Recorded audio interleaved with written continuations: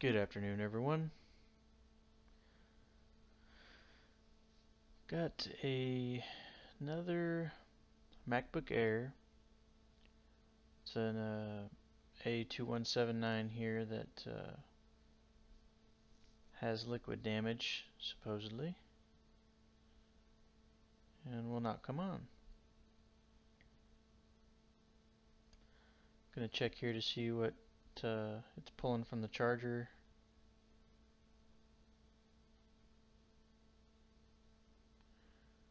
And it looks like we're only getting 5 volts. We want to have 20 volts, and it's cycling.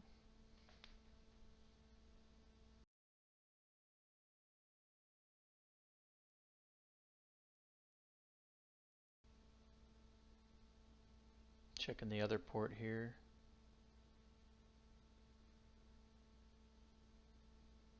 Pretty much the same result, still 5 volts.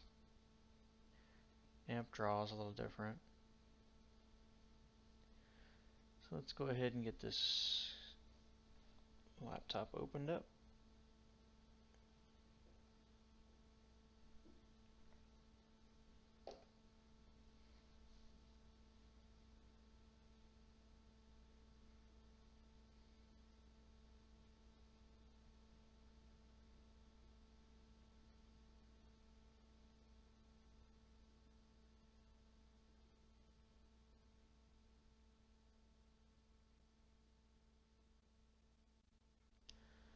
Alright, I like to check for signs of liquid damage on the back. Really don't see anything.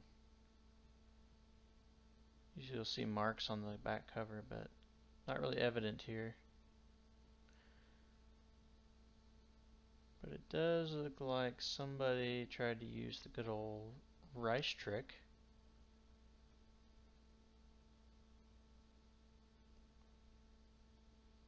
It looks like there's little chunks of white rice down in here.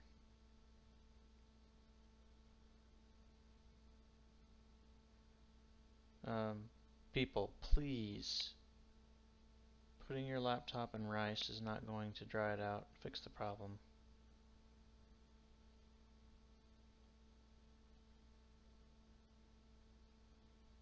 There's little chunks of rice all over the place. I'm going to get one of these pieces out and have a look at it. Yep, that's a piece of rice. It's a little grain of rice.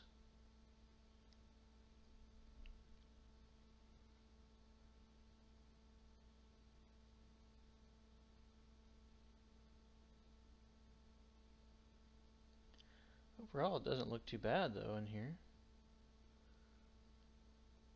I can see what looks like a little bit of corrosion over by the USB ports. Not too bad. Not too great either, but I've seen worse. I'll have to check the reading of these components, see if there's any shorted diodes, shorted capacitors, shorted resistors, open resistors. Any of that can be an issue here, and I need to see what this IC chip is on the left. See what its function is.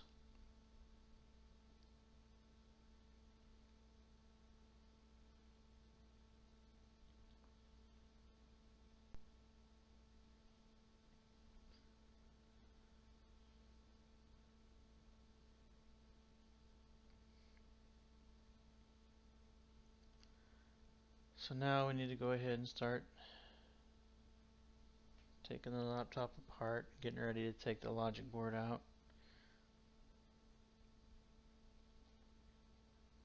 There is corrosion on the board, so I do want to take the board out and check both sides because there could be some on the other side.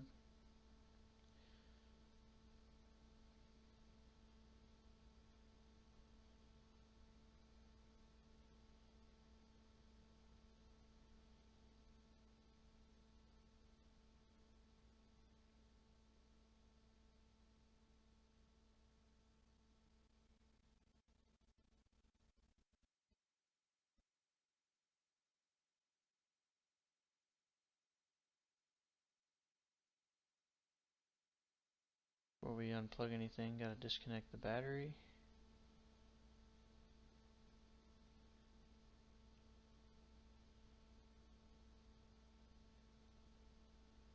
These are always kind of tough. I always just pull the sticker off and then unplug the connector after that.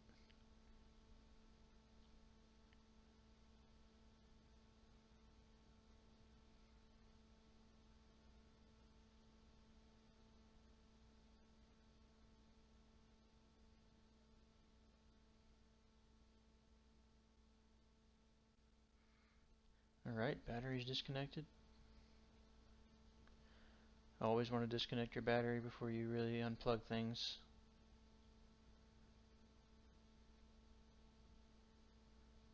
Because all those connectors have very close pins.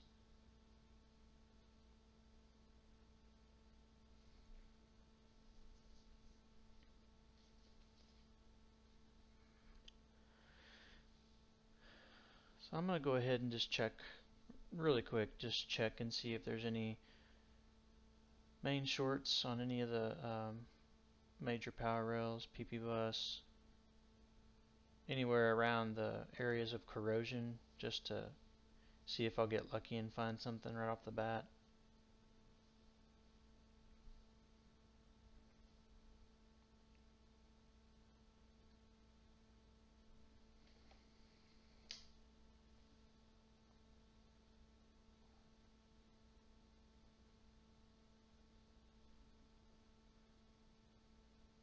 Nothing unusual so far.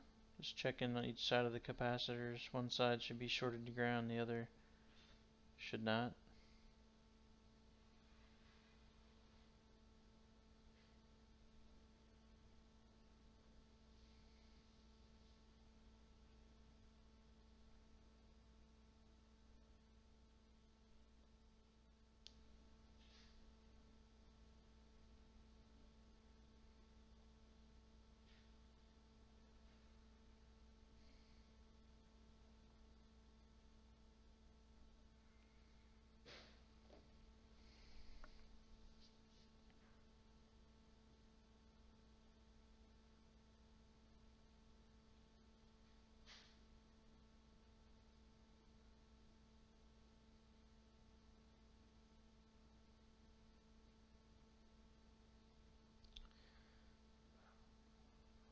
We'll check and see what these components do, what their function is.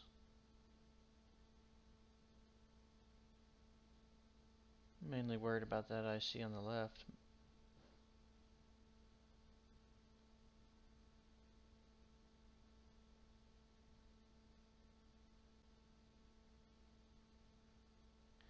U6500.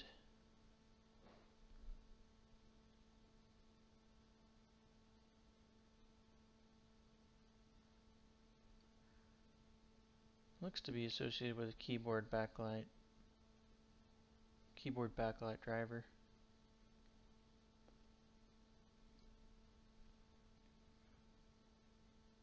Yeah, backlight LED driver. We'll check these components around here to make sure they're alright. None of them are shorted with my meter.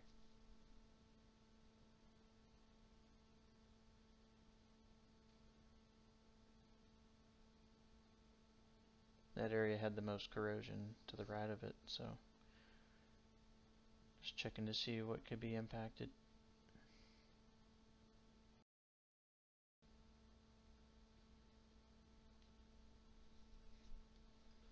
Alright, gonna go ahead and start taking apart some other connectors. See if we can find any more damage.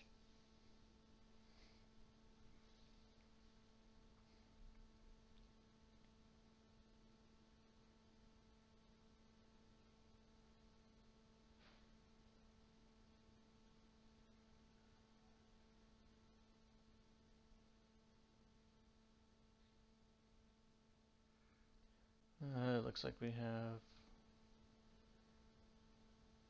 some damage near the USB-C port connector. Yep.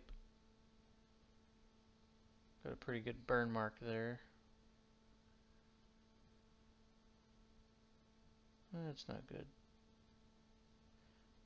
That top pin, those two large top pins are 20 volt pins. The one that's really burned there is a ground pin. So that means that 20 volts was arcing across from that blue one there. It shows 20 volts to that red pin one, which is ground. So it probably got pretty intense there for a little while. And what worries me is that next pin there. It's a USB-C-X pin, which goes over to your USB or CD3217 USB-C controller. I'm hoping that 20 volts didn't get on that, but they had a ground pin in between it, so we might get lucky.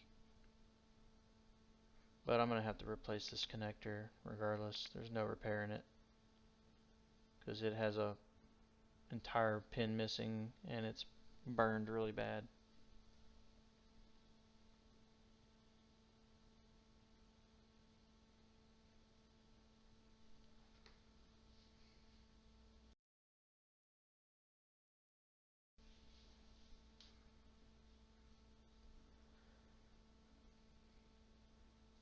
So that line goes to the CD3217, so hopefully that line is okay.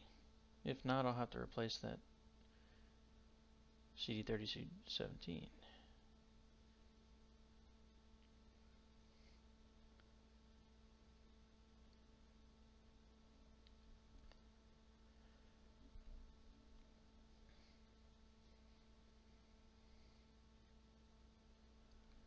So now we're going to go ahead and take the board out.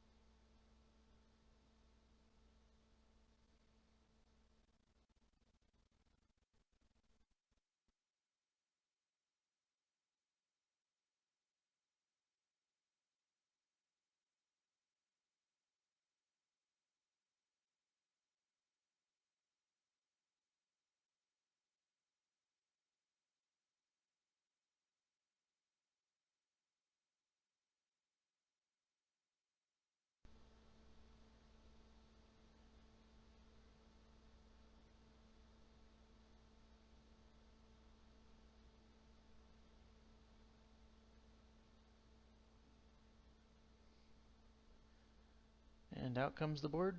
I like working on these because these are much easier to get in and out because they're small and they have like a rectangular shape. They're easy to get in and out of the board or out of the chassis.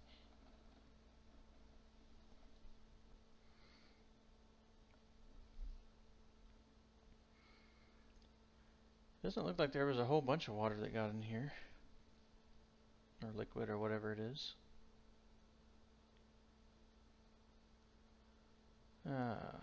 Yep, so it looks like the connector that also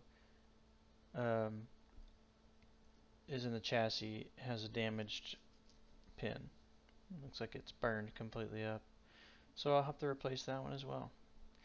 And so, usually this one's unique. If you can tell, the ribbon there, the connector to the USB-C is offset, and it's a little different than most others. But the pins should be the same count.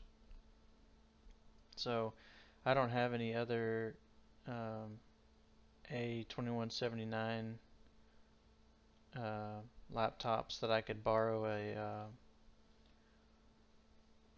USB-C ribbon connector from, so I'm just going to have to transplant the connector from another donor MacBook that I have.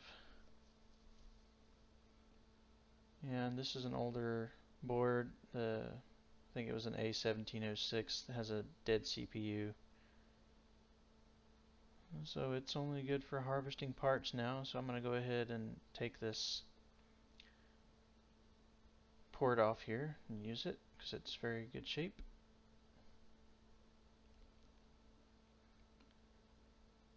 Excellent condition. So, but it should be the same amount of pins.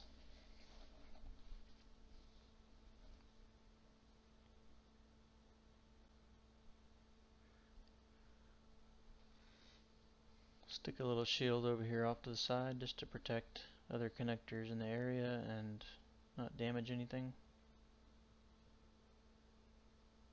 Even though it's a donor board, I like to still, protect everything else in case I need something.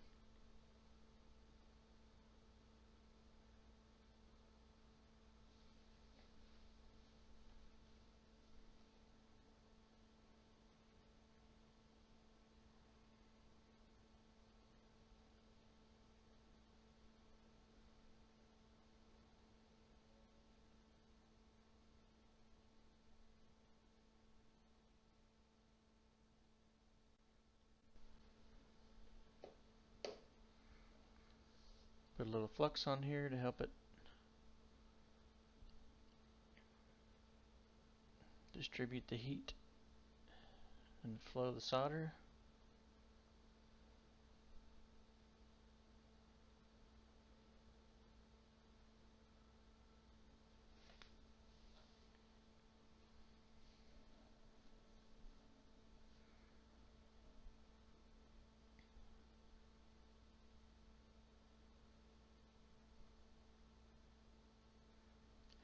Fast forward it a little bit to get to where it's about to come off, just because it takes a little while to heat the board up hot enough to get this to come off.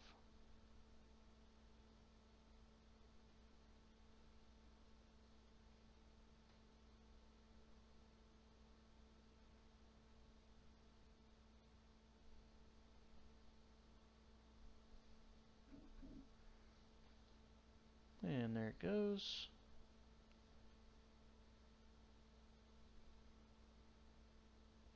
Just kind of scooch it off. I don't really want to grab it because I don't want it to bend or deform or anything like that. So I just kind of slide it off the board and let it cool down. The nice thing about these connectors is it has that metal frame around. That does help. It really helps keep it in the right shape, It doesn't there's other connectors out there you heat up, you got to be real careful. The plastic will melt and you try to move it and it'll deform. So now I'm getting ready to pull off the connector off the board I'm working on.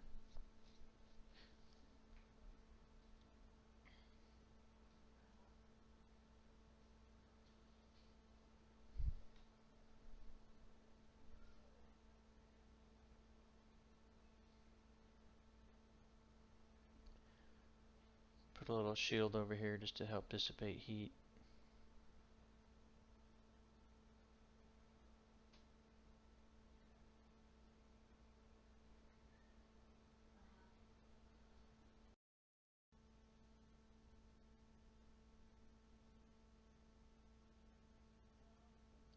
Whoops. Bump the shield a little bit.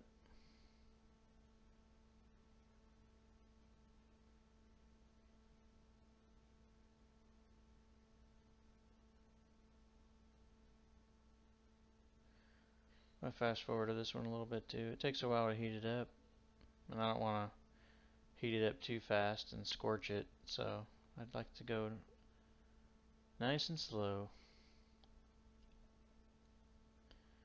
There it is. It's freeing up. This connector I'm not so worried about because it's no good, so I'm just going to flick it off.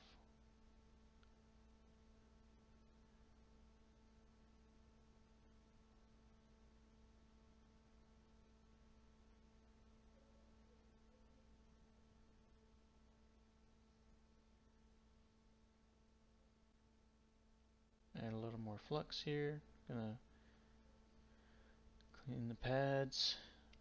Add some lower temperature melt solder to them so I can solder it down a little bit quicker and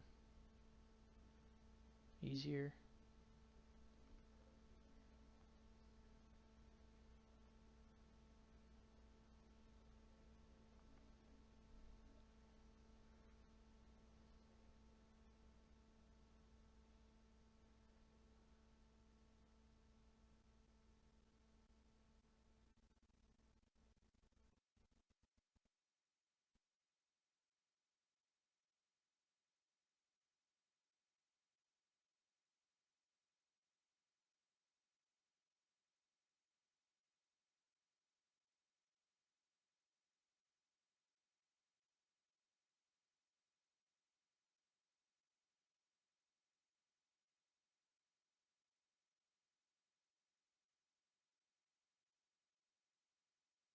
Put some lower melt solder on here, lower temp melt solder.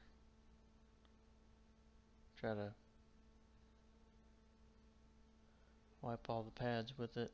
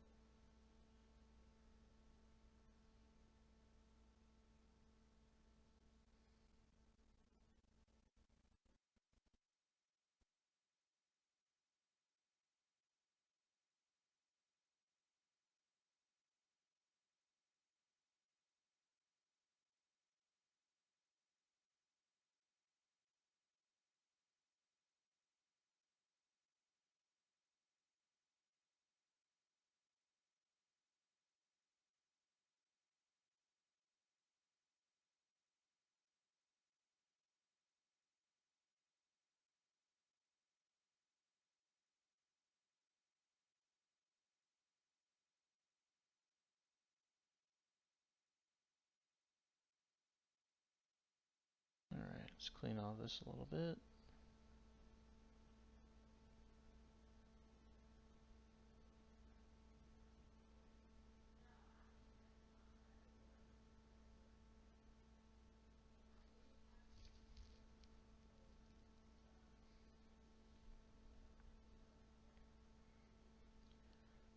You can see there was a little bit of damage it caused to the board up there where that connector burned, but nothing major.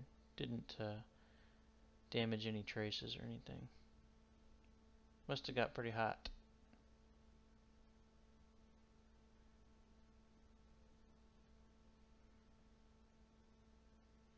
Now I'm going to try to position the new connector in place. This one's kind of hard to align. I just have to go off the two end metal frame solder points, and then the metal frame solder points around the perimeter. As long as you kind of get those close and lined up, it should be pretty close. It has to be aligned pretty straight. You can't be off a whole lot because one end of it'll some of the pins won't connect. You also need to make sure that the solder is fully flowed for all the pins, because any one that's not, it'll be raised up and it won't make a connection. So everything has to be completely flown. Solder has to be completely liquefied for all the pins for it to sit down properly. It may take a couple times to get it right.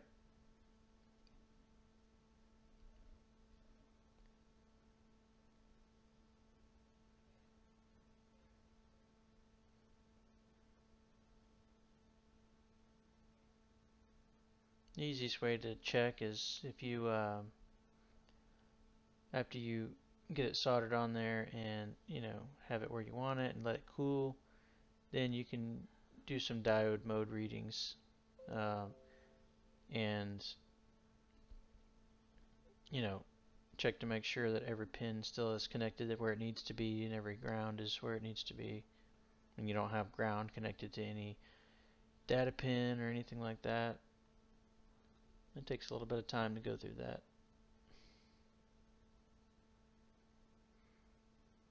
So now I'm just cleaning up the flux that's in the connector, trying to wipe it down good and brush it. Get rid of all the excess flux.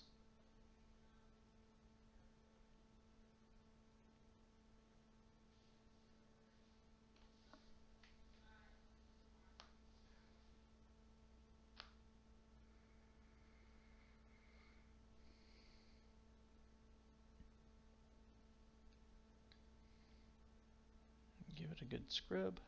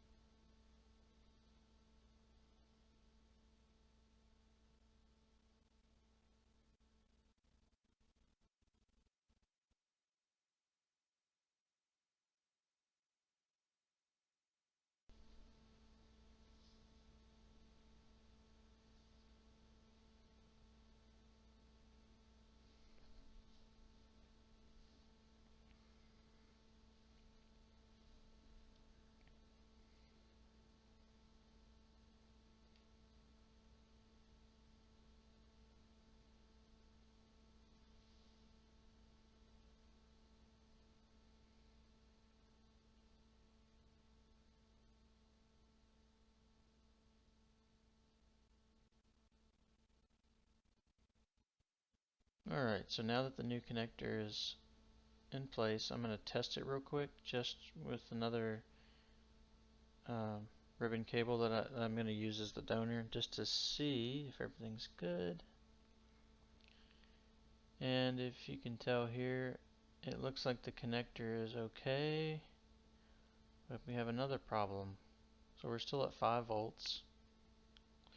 If you see here, one of those CD3217 chips is pretty toasty. And it looks like there's a component just north of it that is getting hot as well. So maybe we'll get lucky and that one of those components is shorted and it's not the CD3217 that's damaged.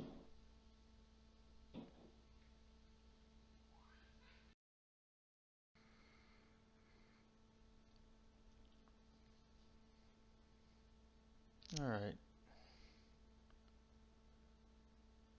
So it looks like there was a little bit of liquid that got down here in this area, this CD3217 area.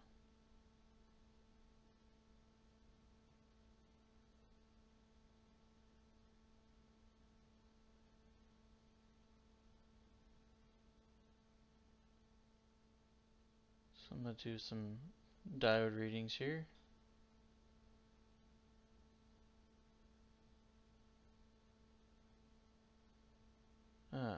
So it looks like that one has a short. It's either the CD3217 or it's that capacitor. I'll show you here in just a second so you can see it.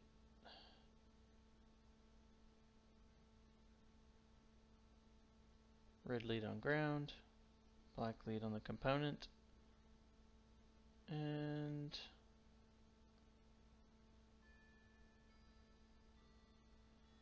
it's buzzing, you just can't hear it. So it reads 2.5 ohms to ground on the side that goes to the CD3217. So that's definitely not good. So that component's shorted, or the CD3217 is shorted. There's could be crud underneath the chip. So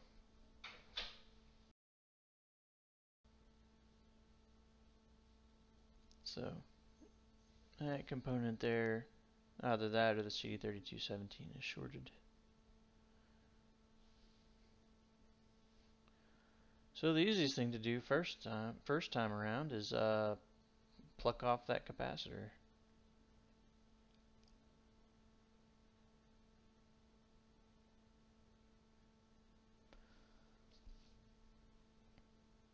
But since this area was hit, I'm going to put some flux all around the CD3217 as well, just to kind of reflow the area and help dissolve some of that corrosion and pull off that capacitor.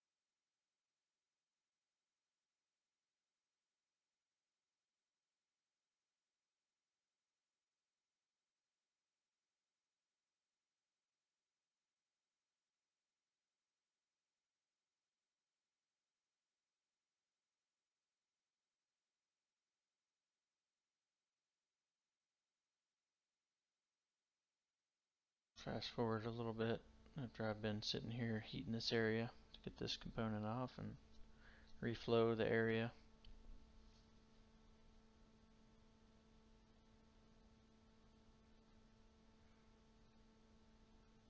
Now I'm going to check to see if the short's gone or if it's still there.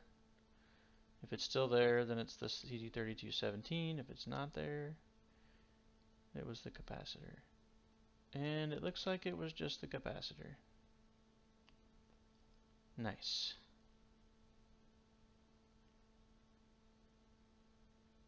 So I'm not going to pull this CD3217 off. I'm going to see if it survived.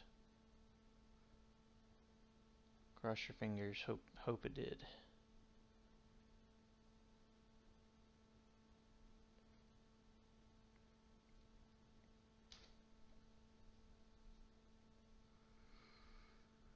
Now I'm going to cool the area off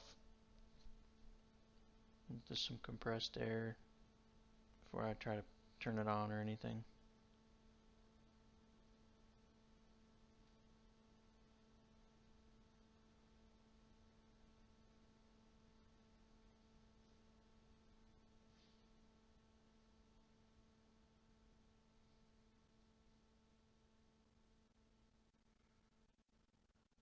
I'm going to try this again with the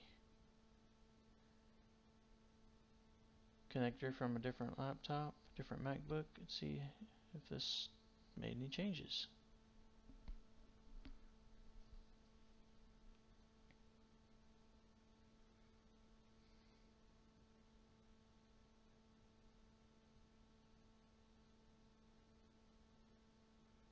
Alright, looks like we got 20 volts, no longer 5 volts.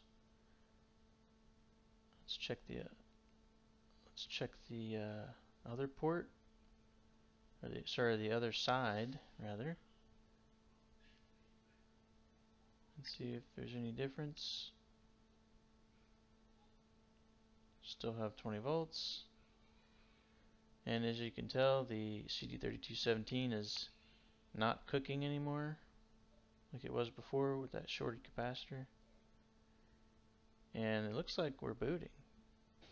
Got all the way up to 0.53, 0.63 amps.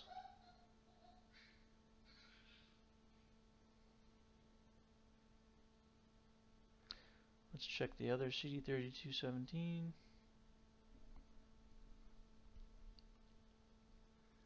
20 volts. Looks like it's booting as well from there. Alright, I think we might have a working board now.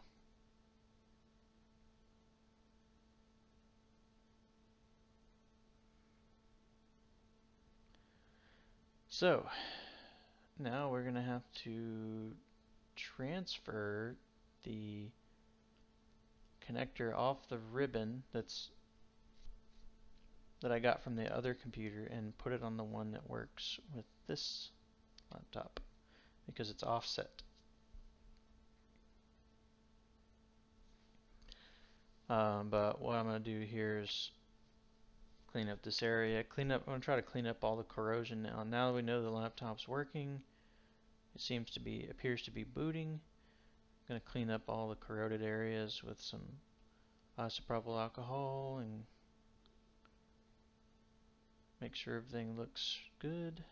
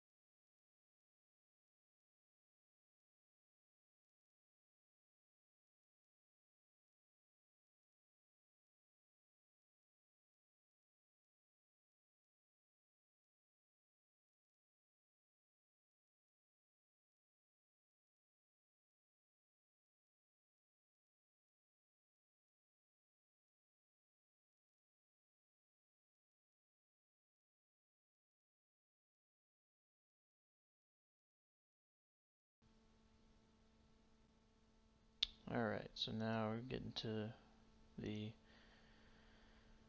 connector swap here. You see how this ribbon cable here is offset.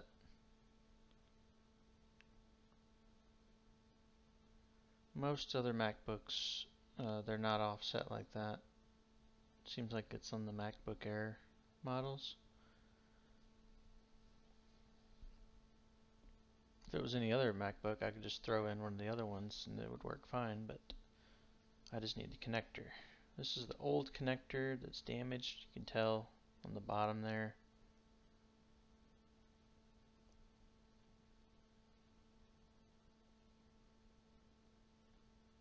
It looks like it's blown out, basically.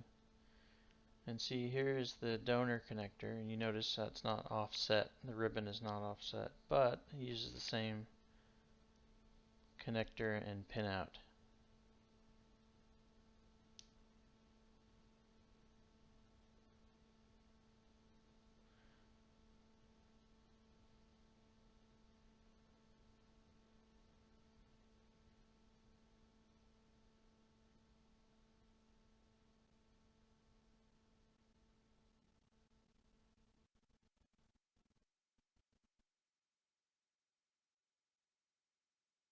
Alright, donor connector is off and didn't get damaged, so that's good.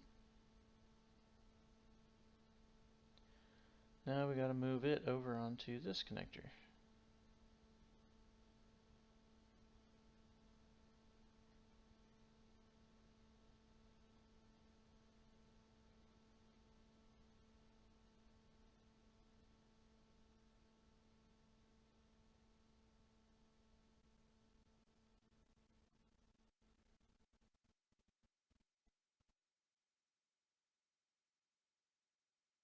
Just cleaning off all the old flux.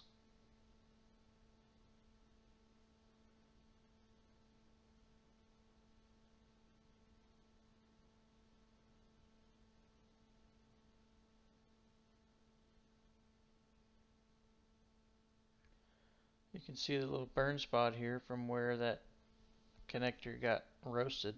Started cooking the ribbon too. There's a pin missing. There's one that's supposed to be there, but luckily that pin is just ground. And that's it. Just ground. So I don't have to put it back or have to have it, because there's many other grounds on here that are all connected to the same point, so not that big of a deal.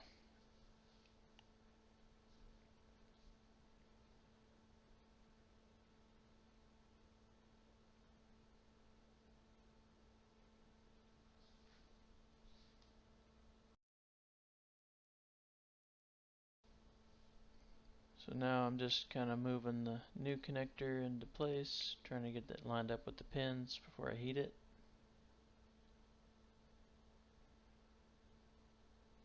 I apologize, it's a little bit blurry.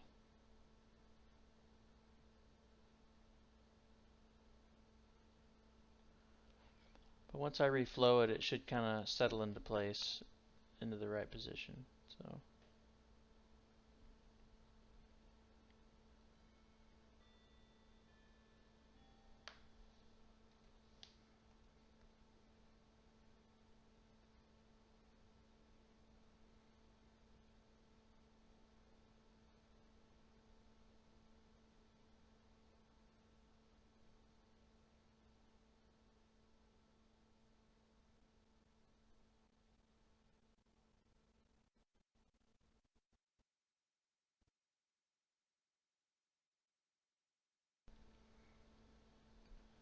Oof.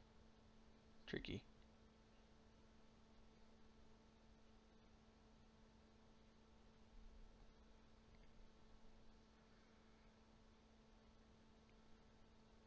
Forgot to put some flux down, so I had to redo it.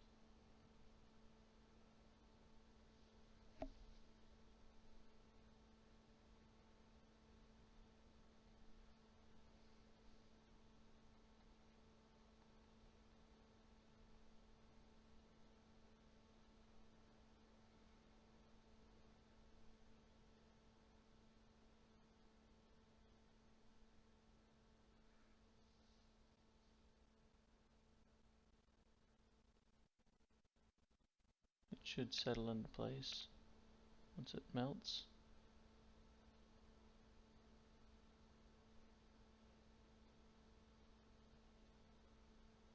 And that's pretty much it. Doesn't take long.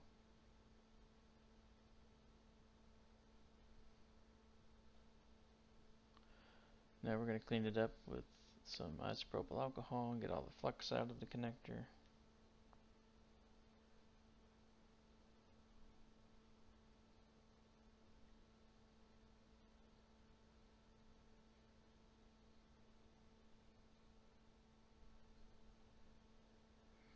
That turned out pretty good. It looks like it was made that way.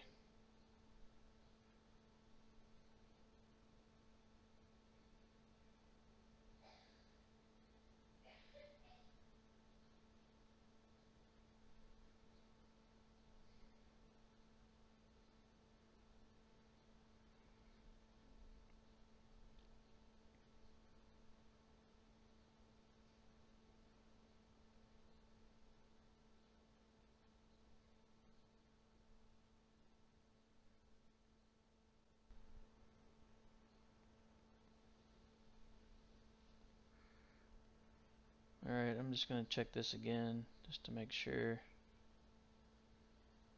that my ribbon still works. And looks like I have 20 volts still, so that's good.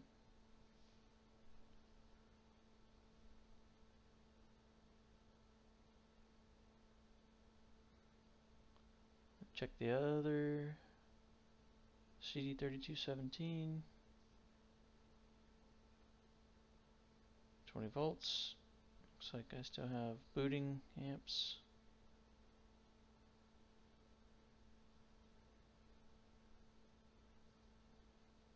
So that's good. Looks like it works. Looks like I was successful on that transplant. So now it's just putting it back into the chassis. and see if the thing boots.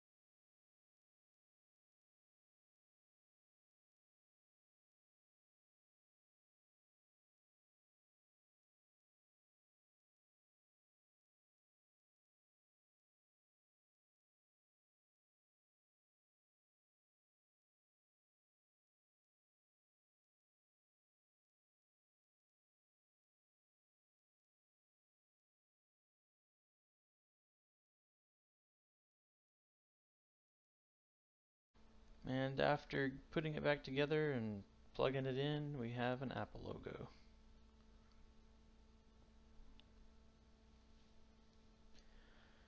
So I'd say that's a success, at least getting the computer back on.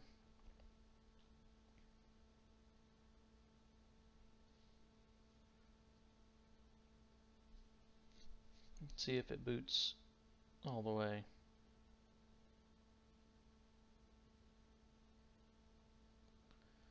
We got a progress bar.